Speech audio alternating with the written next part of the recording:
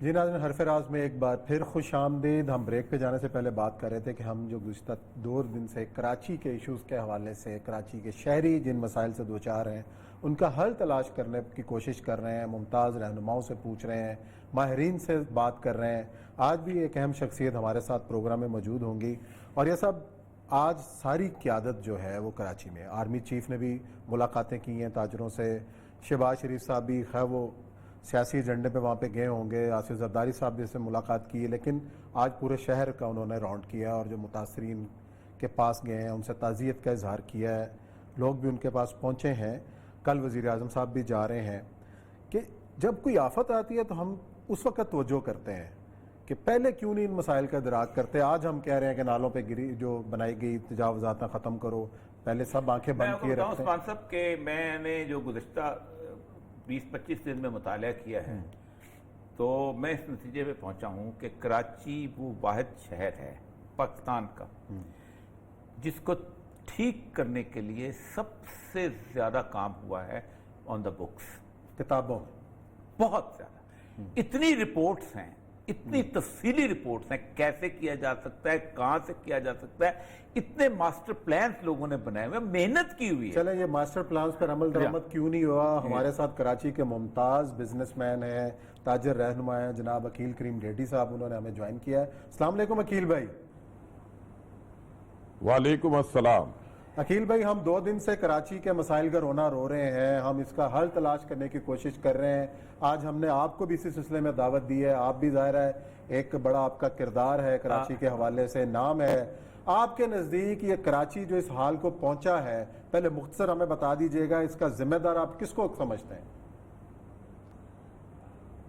देखें, कराची की जो प्रॉब्लम है वो काफ़ी बड़ी प्रॉब्लम से, बहुत छोटी छोटी नहीं है। ये आप समझ ले कि जब से पाकिस्तान बना है, पाकिस्तान बनने के बाद कराची कॉस्मोपॉलिटन सिटी थी, कराची कैपिटल ऑफ पाकिस्तान था।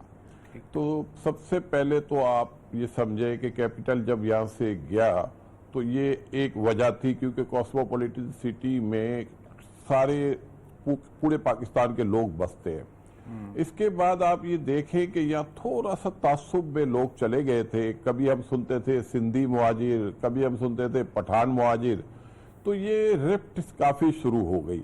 हालांकि कराची काफ़ी बिजनेस एक्टिविटीज़ में बहुत आगे जा था, तो ये सारे इशू कराची को पीछे लेके चले गए। पहले ये आप देखें कि जमात इस्लामी, जमीयत उलमा पाकिस्तान इलेक्शन जीतती थी, इसके बाद MQM आ गई। अब MQM के बाद आपने देखा PTI काफ़ी अक्सरियत से इलेक्शन जीती है। लेकिन लोग कराची में बसना चाहते हैं, रहना चाहते हैं, लेकिन उसको अपना होम एक्सेप्ट नहीं करते। तो ये एक बहुत बड़ी प्रॉब्लम है हमारे मुल्क। अकील भाई, ये तो सियासी सतह पे की वजह से यहाँ जी अकील भाई, ये तो सियासी सूरत हाल है, इसमें हम डिस्कस करते रहते हैं। मसला सारा इस वक्त आपको बुलाने का मकसद सिर्फ एक ये है कि मैं कराची की गुज़श्ता दिनों 3 दिन हमने प्रोग्राम किए हैं। कराची को ठीक करने के लिए इतना काम इंटेलेक्चुअल लेवल पे हुआ है। वर्ल्ड बैंक की इतनी बड़ी रिपोर्ट है, इसमें मास्टर प्लान सारा कुछ हर चीज़ मौजूद है, लोगों ने बनाई रिपोर्टें, यास्मीन लारी साहब की किताब मौजूद है और बहुत सारे लोगों की किताब मौजूद है। हमारे पास एक मॉडल है और वो मॉडल सियालकोट का है कि जहां पर ये आपस में रिफ्ट थी, पीपल पार्टी भी थी, बाकी भी लोग भी थे, सब ने, उन्होंने कहा नहीं भाई ये जो ताजर बरादरी है हम इसको ओन कर लेते हैं। उन्होंने अपना एयरपोर्ट खुद बनाया, एयरलाइन बना रहे, एयरलाइन अब आ गई, उन्होंने सारी सड़कें खुद बनाई, खुद मेंटेन की। कराची का अकील भाई एक और मसला जो सबसे कल भी हमने इस पर डिस्कस किया कि कराची में जो प्रॉपर्टी टैक्स का लेवल है वो ये है कि वो बॉम्बे शहर में अगर $370 मिलियन इकट्ठा होता है तो कराची में जो है वो 9 मिलियन भी नहीं होता। हम सारे का सारा रिलाय कर रहे हैं बंदरगाह पे। मैं आप चूंकि एक लीडिंग बंदे हैं, क्या ऐसा एक ग्रुप बन सकता है कि जो कराची की ओनरशिप ले खुद और बाकी सियासतदानों को पीछे छोड़ दे? मेरा ख्याल है आपने बहुत अच्छी बात की। सियालकोट वालों ने बड़ा जबरदस्त काम किया है, हमें उनको अप्रिशिएट करना चाहिए। लेकिन सियालकोट बहुत छोटी जगह है, ठीक है। कराची बहुत बड़ा है, कराची की पोर्ट बहुत बड़ी पोर्ट है और यहाँ आप ये समझे कि पूरे पाकिस्तान का कार्गो यहीं से जाता है और पूरा कार्गो बाई रोड जाता है। पहले ये कार्गो जाता था बाई ट्रेन, हमारी कार्गो ट्रेन हमने खत्म कर दी है। और जाहिर बात है कि जब आप कार्गो ट्रेन नहीं चलाएंगे और बाय रोड जाएंगे तो वो रोड कभी भी नहीं बचेंगे, क्योंकि इतना बड़ा लोड इन रोडों को उठा ही नहीं सकती। और ये आप देखें कि बार बार हमें काम करने पड़ते हैं। नेमतुल्ला साहब ने काम किया, फिर मुस्तफा कमाल साहब आए, फिर ये जो आपने एक बात की ना, म्युनिसिपैलिटी का बजट जो है बॉम्बे का वो 2600 अरब रुपए है, जो पाकिस्तानी रुपये में मैं काउंट करूं तो। और कराची म्युनिसिपैलिटी का बजट मेरा नहीं ख्याल है कि 26 क्या 50-100 अरब से ज्यादा नहीं होगा। तो ये बहुत बड़ा डिफरेंट है, और इसको अगर हम ठीक करना चाहें भी तो नहीं कर सकते, क्योंकि यहाँ के इख्तलाफात, सियासी इख्तलाफात बहुत बड़े हैं। ठीक है, कोई भी सूबा नहीं चाहता कि वफाक को सपोर्ट करे, वफाक नहीं चाहती सूबे को सपोर्ट करे। ये इशू हमारे साथ चलते आ रहे हैं और ये हमें वो विरासत में मिलते रहे हैं। और सबसे बड़ी बदकिस्मती कराची की ये थी कि पहले मुस्लिम लीग नून और पीपल्स पार्टी की हुकूमत थी, तो कराची ने कभी भी उनको वोट नहीं दिया, तो उनकी हुकूमत कराची में होती नहीं थी। MQM होती थी, या जमात इस्लामी होती थी, या जमीयत उलमा पाकिस्तान होती थी। अब पहली दफा वफाक को पहली दफा कराची ने वोट दिया है। अब वफाक की यहाँ हुकूमत नहीं है और इनके आपस में इख्तिलाफात है, तो इसकी वजह से मसाइल में गिरा रहता है कराची। मैं ये कहना चाहता हूं कि अब कराची के लोगों को भी सोचना चाहिए कि अगर सियालकोट के लोग अपनी इस सिटी को ठीक कर सकते हैं तो हम क्यों नहीं कर सकते। और अच्छा काम करने के लिए कोई रुकावट नहीं होती, और कोई रोकने की कोशिश भी करेगा तो हम जब लोगों में जाएंगे तो लोग हमारे प्रपोजल को एक्सेप्ट करेंगे। तो हमारा मसला ये होता है कि वफाक से या सूबे से हमें पैसे नहीं मिलते, और जाहिर बात है वफाक के पास देने के लिए कुछ नहीं है, तो सारी जिम्मेदारी सूबाई हुकूमत पे जाती है। 28वीं तरमीम के बाद सूबे के वसाइल बहुत ज्यादा होते हैं। अब सूबे के जो वसाइल में जो उनके पास पैसा आता है, वो पैसा अगर कराची के हिसाब से कराची के ऊपर खर्च हो जाए तो मैं समझता हूँ कराची के इशू रिजॉल्व हो सकते हैं। लेकिन मैं ये समझता हूँ कब तक हम ये सोचेंगे। अब आपकी बात को मैं आगे ले जाता हूँ कि अगर सियालकोट के बिजनेसमैन अपना काम अपने हाथ में लेके कर सकते हैं तो कराची तो बहुत बिजनेस हब है। हम ये कहते हैं सारा टैक्स हम देते हैं। अकील भाई देखे ना, आप एक बड़ी सी बड़ी कैसे कहते हैं हाउसिंग स्कीम का लगाएं। बैरियर टाउन है, लोग उसकी डेवलपमेंट चार्जेस भी देते हैं, लोग उसकी मेंटेनेंस चार्जेस भी देते हैं, लोग हर जो टैक्स मांगे वाटर चार्जेस भी देते हैं, वो बिजली सर्विसेज मिलती हैं, बिजली दे वो भी देते हैं। इसका मतलब है कि लोगों को अगर यकीन हो जाए कि ये हमारे पैसे हमारे ऊपर ही खर्च होंगे तो लोग तो खुशी से देने को तैयार हैं। ये कैफियत कराची में कैसे पैदा सकती है, क्योंकि पॉलिटिकल लीडरशिप तो नहीं करेगी, ये आप लोगों को आगे आना होगा। देखें आपकी ये बात सही है कि पॉलिटिकल लोगों के ऊपर हम काफी सालों साल से ट्रस्ट करते आए हैं और वो कभी हुआ नहीं है। ठीक है। अब आपकी बात को आगे बढ़ाते हुए अब कराची की बिजनेस कम्युनिटी को मिलना पड़ेगा, एक होना पड़ेगा और अपना काम हम अपने हाथ से अब करें। और मैं समझता हूं जब हम अपने हाथ से कराची को बेहतर कर लेंगे, हम यहाँ ट्रांसपोर्ट भी ला सकते हैं, हम सर्कुलर रेलवे भी ला सकते हैं, हम कार्गो ट्रेन भी चला सकते हैं। ये भी तो बिजनेस है ना, कि इलेक्ट्रिक को भी हम देखें। गवर्नमेंट ने सबसे पहले कराची के बिजनेसमैनों को ऑफर किया था कि इलेक्ट्रिक, हमारी बिजनेस कम्युनिटी भाग गई। इसके बाद गवर्नमेंट ने एक स्टेज पे सुई साउदर्न गैस को भी ऑफर किया था, इसके पहले हबीब बैंक भी गवर्नमेंट ने ऑफर की थी। तो हम कराची के 50 या 25 लोगों को मिलकर इन इदारों को टेक ओवर करने की कैपेसिटी सब में है।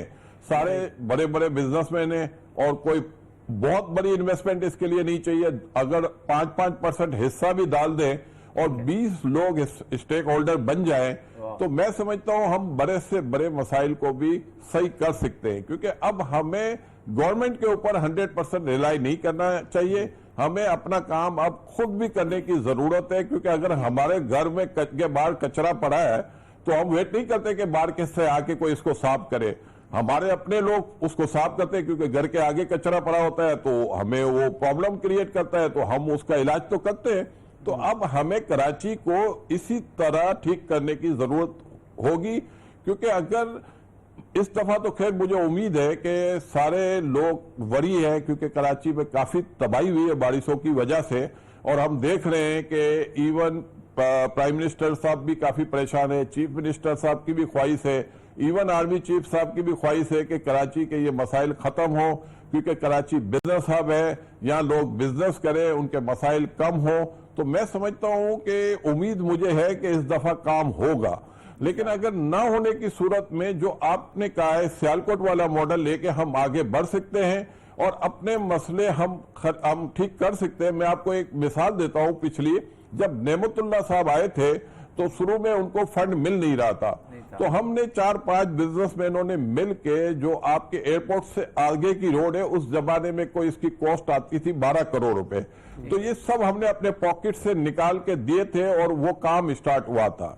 और उसके बाद हमने देखा कि वफाक ने जबरदस्त सपोर्ट किया, बहुत बड़े फंड मिले, नेमतुल्लाह साहब के दौर में अच्छे काम हुए, मुस्तफा कमाल साहब के दौर में भी बहुत अच्छे काम हुए। पहले ये होता था कि हमारी सीवरेज और पानी की लाइनें साथ जाती थी, मुस्तफा कमाल साहब ने ये कर दिया कि पानी और सीवरेज को अलग अलग कर दिया, राइट और लेफ्ट में तब्दील कर दिया, जिसकी वजह से पिछले कोई 7-8 साल तो हमारे बहुत अच्छे निकले। लेकिन जाहिर बात है सिटी बहुत बड़ी है, उसमें टाइम के साथ साथ काम करने की जरूरत रहती है, तो वो मेरा ख्याल है जरूरत इसलिए मसाइल क्रिएट हो गए। तो बाद में सूबे की और लोकल गवर्नमेंट की इशू बढ़ते चले गए, इख्तलाफात बढ़ते चले गए, उन इख्तलाफात की वजह से हमने काफी सफर किया। अब हम चाहते हैं कि ये सब मिल के बैठे और कराची के मसले का हल निकाले। अगर उनके पास नहीं है हल तो हम बिजनेस कम्युनिटी के लोगों को आगे लाए, हम इंशाल्लाह पूरी कोशिश करेंगे। अगर कराची वाटर बोर्ड को हम टेक ओवर कर ले तो मैं समझता हूं इसके बेहतर रिजल्ट दे सकते हैं। अगर हम गैस कंपनी को टेक ओवर करें उसके बेहतर रिजल्ट दे सकते हैं। हम अगर इलेक्ट्रिक कंपनी को टेक ओवर करें तो हम उससे बेहतर रिजल्ट दे सकते हैं। और ये सारे बिजनेस हम ऑलरेडी कर रहे होते हैं। तो मैं समझता हूं कि अब इसको फर्दर आगे जाने की जरूरत है, क्योंकि कराची अब बहुत फैल चुका है। अगर इसमें कोताही होगी तो फिर हम बहुत पीछे चले जाएंगे। इस दफा हम चांस ले लेते हैं, अगले 6 महीने हम देखते हैं, जो हमें यकीन दहानी कराई गई है कि इंशाअल्लाह ताला आने वाले दिनों में एक्टिविटीज जनरेट होगी और जितने कराची के मसाइल हैं वो हल कर दिए जाएंगे। तो हम समझते हैं कि इस दफा वाकई लोग सीरियस हैं, क्योंकि हमने देखा कि गवर्नर साहब, चीफ मिनिस्टर साहब, इवन कोर कमांडर साहब, डीजी रेंजर साहब, ये सभी एक्टिव है और हर आदमी की ख्वाहिश है कि कराची मसाइल से निकले, ताकि यहाँ के लोग काम पे फोकस करें या इंडस्ट्रियलाइजेशन करें, लोगों को रोजगार दें, बिजनेस एक्टिविटीज को बढ़ाए, पाकिस्तान के एक्सपोर्ट को बढ़ाए, पाकिस्तान के। और क्योंकि इस दफा आप ये देखें कि पहले की निस्बत पाकिस्तान बहुत चेंज हुआ है। आप ये देखें अफगानिस्तान में पीस हुआ है, इसके बेनिफिशियरी हम होंगे। आप देखें कि बलूचिस्तान में पीस हुआ, उसके बेनिफिशियरी हम होंगे। आप ये देखें कि दुनिया अब इंडिया के साथ नहीं खड़ी, जो हमारा दुश्मन है, जो हमें हमेशा से नुकसान पहुंचाने की कोशिश करता है। आजकल भी आपने देखा होगा, क्योंकि पाकिस्तान कोविड में बच गया है, पाकिस्तान की इकोनॉमी उतनी ज्यादा सफर नहीं की जितनी इंडिया ने की है। तो उनके दिमाग में ये है, वो हमारी लाइन ऑफ कंट्रोल पे हमारी फोर्सेस को डिस्टर्ब कर रहे हैं। तो ये ऐसी सिचुएशन है कि हमारी जिम्मेदारी बनती है कि हम खुद अपने काम करें, ताकि हमारी फोर्सेस को बहुत ज्यादा प्रॉब्लम ना हो। क्योंकि बारिश होती है उनको आना पड़ता है, छोटे छोटे मसाइल होते हैं तो उनको आना पड़ता है। उसकी वजह यह है कि बाकी इदारे सारे फेल हो जाते हैं, काम करते नहीं है और उसके बाद ब्लेमबाजी शुरू हो जाती है। सैलानी है, ये भी तो दस्तों बाजू बनी है ना, अगर ये ना होती तो कौन इनका पुसाने वाला मैं कहता हूं कि नहीं, आपने बहुत अच्छी बात की। कराची में दावत इस्लामी, सैलानी, बैतुल सलाम वाले मौलाना सत्तार साहब ये जो काम करते हैं, ये अनबिलीवेबल काम है, अनबिलीवेबल। ये किसी की सोच भी नहीं है। ये WC है, फिर आपका डॉक्टर बारी साहब हमारे हैं, माशाल्लाह, उन्होंने बड़ी खदमात है। फैसल एदी है, चीपा है, डॉक्टर अदीब रिजवी है। मैं समझता हूँ इंसान के रूप में ये सारे फरिश्ते हैं, इन्होंने इस कराची को काफी बचाया हुआ है और ये लोगों की सच्ची में ये अगर वकील भाई, अगर ये जो कोर ग्रुप है आपका एनजीओ का, ये और बिजनेसमैन अगर इकट्ठे हो जाए, मिल जाएं, यानी आपको इतनी बड़ी मैन पावर भी मिल जाएगी इनकी और आपका सरमाया हो, तो कराची तो जन्नत बन सकता है। बहुत अच्छी तजवीज। मैं समझता हूं आप बिल्कुल ठीक कह रहे हैं। अब ये जरूरत है और ये आने वाले दिनों में हमें इसके लिए तैयार रहना चाहिए। और अगर अगले 6 महीने मैं ये उम्मीद कर रहा हूं कि जिस तरह गवर्नमेंट की ने, जिस तरह लोग फोकस हुए हैं, जिस तरह आर्मी चीफ 2 दिन से यहाँ विजिट कर रहे हैं और छोटी छोटी बातों को भी वो गवर्नमेंट से बातचीत करके मसले को हल करवाना चाहते हैं, तो उनको भी हम अप्रिशिएट करते हैं। हम गवर्नमेंट से भी रिक्वेस्ट करते हैं कि आए और इस कराची के लिए आप कुछ करें। नहीं कर सकते तो आप हमें बताएं, हम लोग आगे आते हैं, हम सब मिलकर ये मसले मसाइल हल कर सकते हैं। ये नहीं है कि ये सीवरेज कोई नुकसान का बिजनेस है, इसमें भी गवर्नमेंट चाहे तो पैसे बना सकती है, लेकिन ये हमारी बदकिस्मती है कि हम जाया कर रहे हैं, अपनी अपॉर्चुनिटी को भी हम जाया कर रहे हैं। हम डिसैलिनेशन प्लांट लगा सकते हैं, हम ये वाटर के जो जमीन के अंदर जाया होता है उसको बचा सकते हैं, जो टैंकर की सूरत में पानी जाया होता है उसको बचा सकते हैं। तो और सर्कुलर रेलवे को हम ला सकते हैं। कराची 200 किलोमीटर पे फैला हुआ है। अब 200 किलोमीटर पे, पहले ये कराची 40 किलोमीटर पे होता था।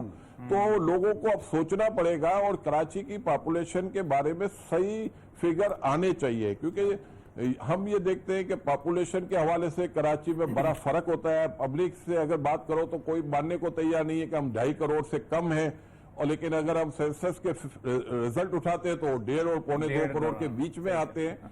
तो ये सारे मसाइल हैं जिसमें हम गिरे हुए हैं, जिसकी वजह से हमारी प्रॉब्लम बढ़ती रहती है। चलो जी, अल्लाह करे इन प्रॉब्लम्स का हल तलाश कर लें सारे मिल बैठ के। कल वज़ीर-ए-आज़म इमरान खान साहब भी कराची पहुंचने वाले हैं और आप भी उनको तजावीज़ ये पहुंचाइएगा जो आज प्रोग्राम के अंदर भी डिस्कस हुई हैं। नाज़रीन, यहाँ लेते हैं ब्रेक और ब्रेक के बाद आएंगे और जिक्र करेंगे भारत और चीन के दरमियान पैदा होने वाले नए तनाव।